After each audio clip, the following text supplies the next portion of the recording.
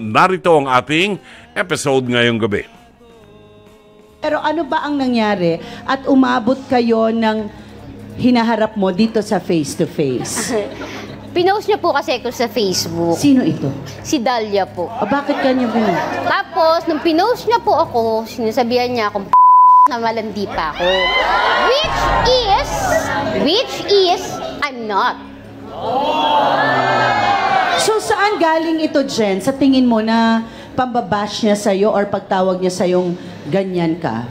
Actually, dinideny niya na siya ang gumawa. Okay. Kaso lang, I already read it nang doon mismo sa Facebook. Okay, so na ako na-check talaga mo na. pinatatamaan niya. Na-check mo na tan. Kaso lang ayaw niya talagang aminin. Paano mo nasabi na ikaw talaga yung pinatatamaan? Ano yung mga Kasi po, nakalagay? sa group of friends namin, ako lang talaga may malaking dede. Sila wala talagang mga hinarap.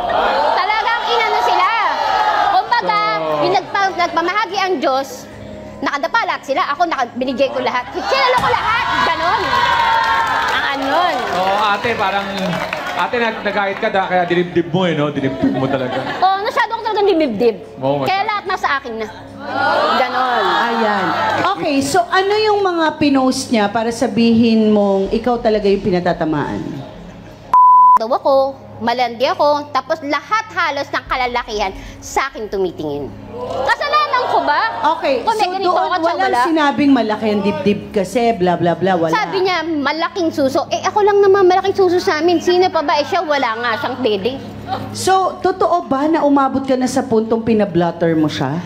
Opo. Bakit?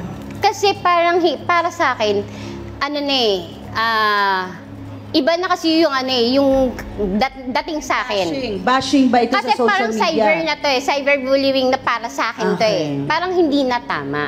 Kausapin mo ako on the front of me, nasa harapan ko. Pero yung binabak mo ko na kailangan mo ko patamaan sa Facebook, sino ka? Diba? Oh, kapal ng mukha mo! Ano? Kapal ng mukha mo! Paano ko nasabing na ikaw ang... Paano mo nasasabi? Ikaw. May pangalan ka pa doon? Ha? Oh, kapal ng mukha mo! Kasing ganito. May asang ka. Asan? Wala nga ako, pero disente akong babae, hindi katulad mo! Disente ka? Oo, disente akong babae! Di katulad mo nangaakit!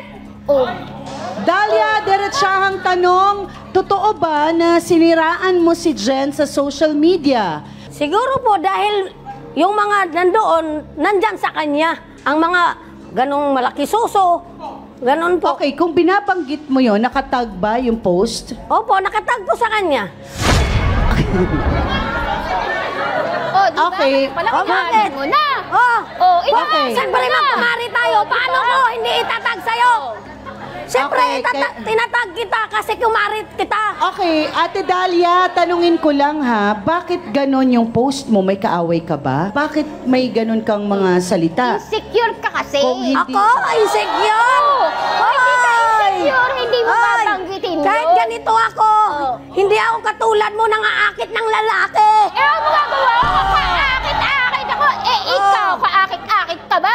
Eh, losyang ka na nga, di ba? O talaga? Talaga? Okay, teka lang, Ate Dahlia, kayo ba ay magkaaway ni Jen bago ang lahat ng ito? Hindi po. Okay, so saan nanggagaling yung post mo? Kasi po, para sa akin, hindi po maganda sa, yung tingin sa mga bata. Okay. Hindi magandang halimbawa. Okay, Ate Dahlia, kung kayo ay magkaibigan, bakit hindi mo sinabi sa kanya ng diretsyo? Sa totoo lang po, inis na inis po ako sa babae na yan. Bakit po? Opo. Kasi Tuwing ano po, ka nga, di ba? pag may mga lalaki po, lagi siyang nagsusuot ng mga halos luwa na po yung suso niya. Ano magagawa ko? Luwa talaga Opo, siya. luwang-luwa po. Siya lang tinitingnan ng mga lalaki. Nangaakit po siya ng mga lalaki. Papansin. Lalo na pag may nagiinuman sa amin. Kasi Talagang wala magsusuot. nang papansinin sa'yo. Talaga? Sa'yo. Talaga? Siya naman ang kaibigan ni Jen na sinasabing talagang umaalingasaw ang pagkainggitera ni Dahlia. Myra, pasok! Alam mo kasi makapagano. Parehas kasi kayo. Parehas. Mga malandi. Malandi. Nangaakit ng mga lalaki.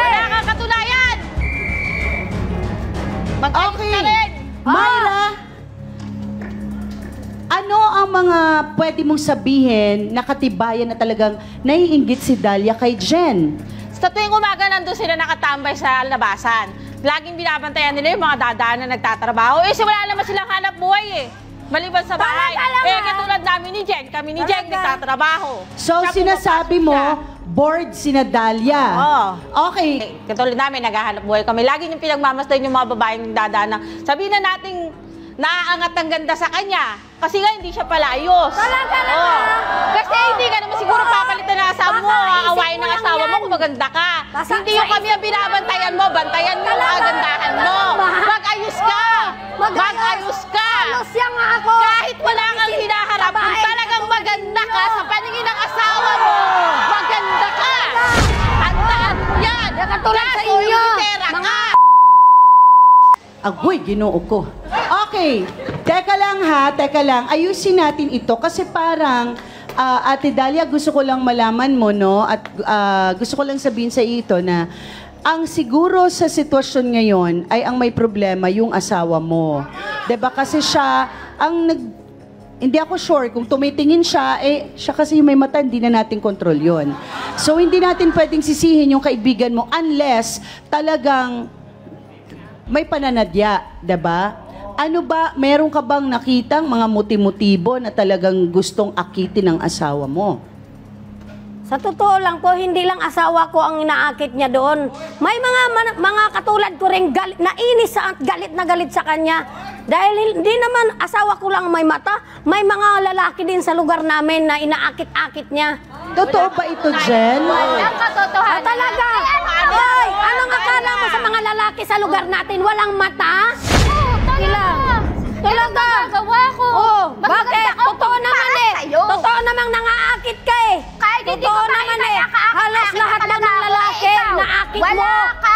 So, Myra, ano ang sinasabi mo na madalas mong marinig o na madalas mong nababalita ang pag-aaway ni Dalia at ng asawa niya? O, di ba naririnig Dahil sa naman talaga, pagsiselos. squatter tayo, Dalia. Madalas naririnig yan na nag-aaway kayo mag-asawa. Pero Bakit sa kanino ibang kang bagay Jenny? yun, Bakit si excuse Jenny me, lagi no? ang pinagmamasdan mo?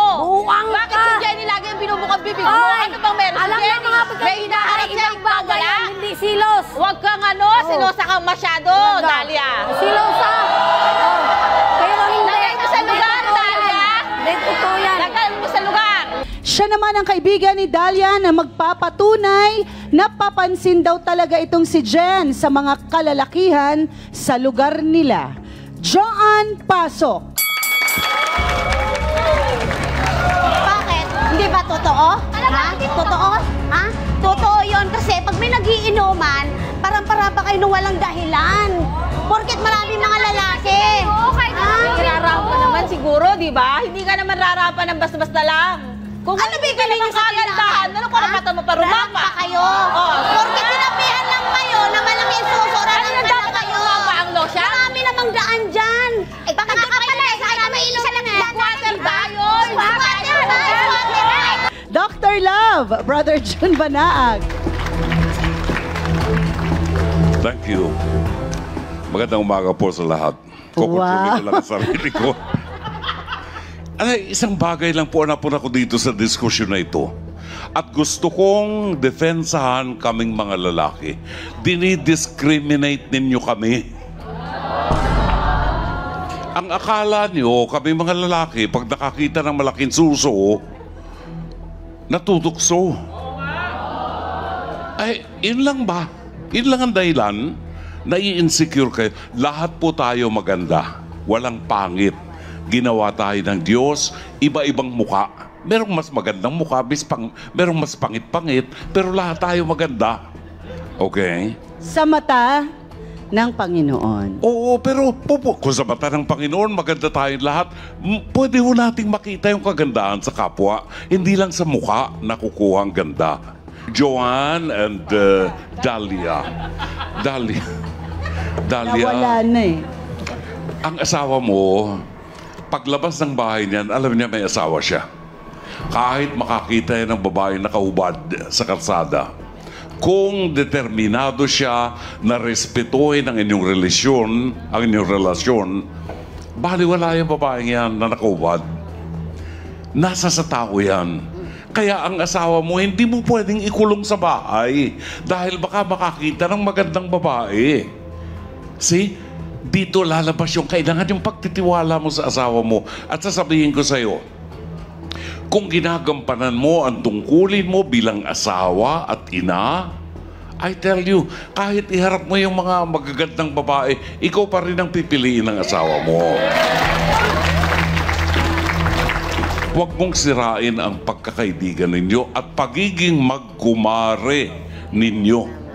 Huwag niyong sirain yan dahilan sa this is very clear, insecurities yan, no? So, iligtas yung inyong relasyon at hanapin ninyo ang maganda sa isa't isa. Maraming salamat.